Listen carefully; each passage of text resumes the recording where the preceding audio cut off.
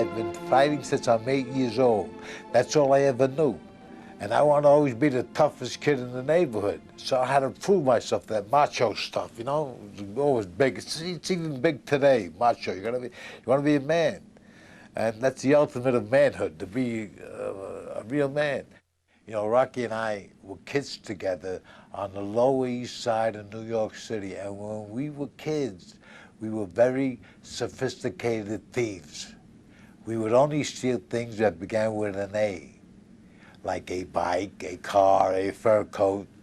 That's how we both ended up in a reform school together. That's true. We did end up in the same reform school. We also invented rock and roll. First we hit you over the head with a rock, and then we roll you.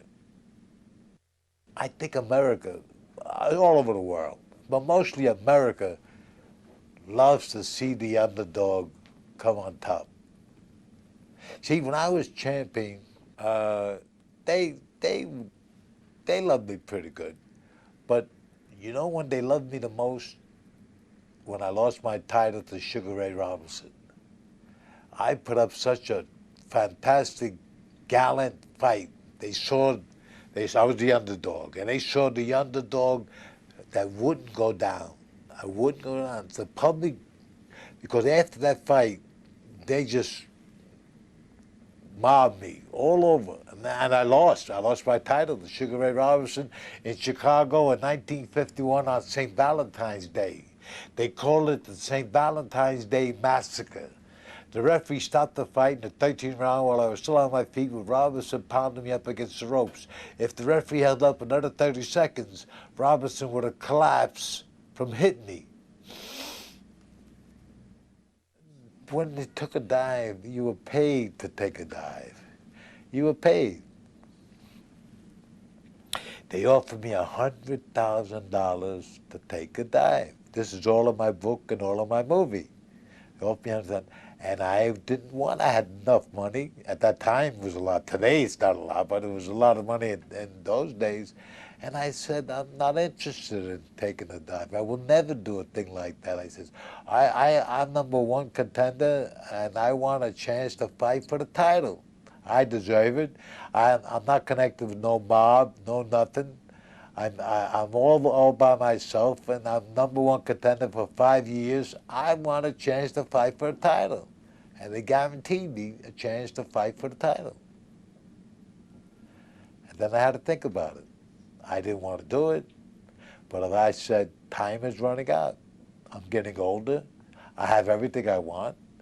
And if this is what I have to do to get a chance to fight for the title, I'm going to do it. And I tell you the truth, if I had to do it all over again, I would do the same thing. Well, when I first saw the movie, I did not like it. I didn't like it. I saw it a couple of times, and I still didn't like it. So one day I went there to see it with my ex-wife. And I said to her, I don't like the movie, I said. There's something wrong. I said, was I really like that in the movie? And what do you think she said? I was worse. I said, thank you. I said, thank you, I was worse. Well, naturally, I'm not like that anymore. Because if I was like that, I would end up either being killed or in jail or some kind of a nut house or something. So I had to change.